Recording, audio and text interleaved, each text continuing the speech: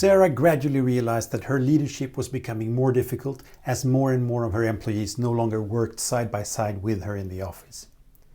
One Friday around lunch, things came to a head. She realized that she no longer knew what everyone was working on.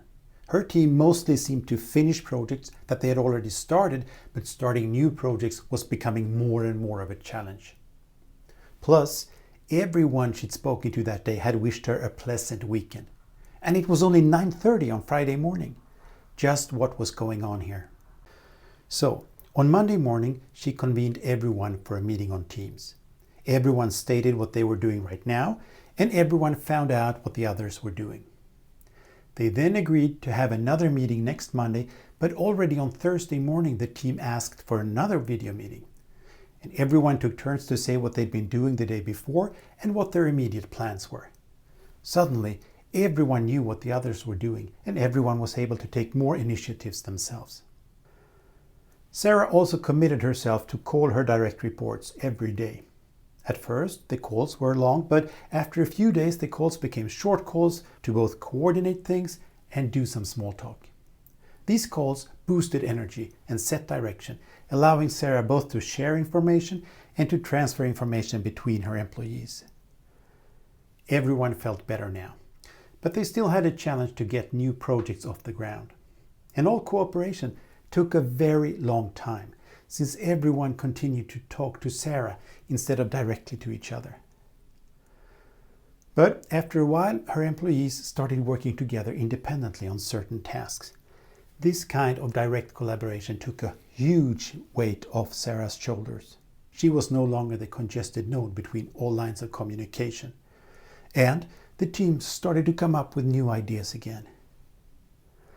And Sarah was fully informed on what everyone was doing, and it was easy to discuss individual targets with her employees.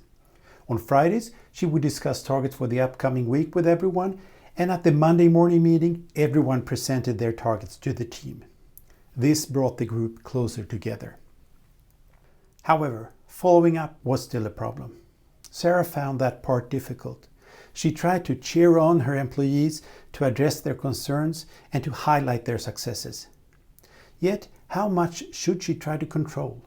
How do you exercise control when you're not even meeting face to face? That was her remaining leadership issue.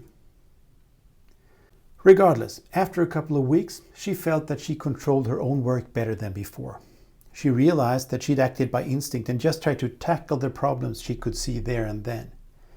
Just-in-time management, she thought, when she looked back on how she had attempted to adapt her leadership activities to this new situation. She started each day with a short video call for the team.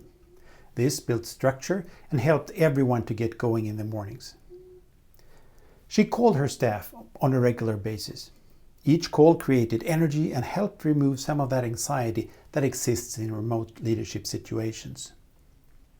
She managed to get her employees to collaborate with each other, and her employees appreciated the normality of working together.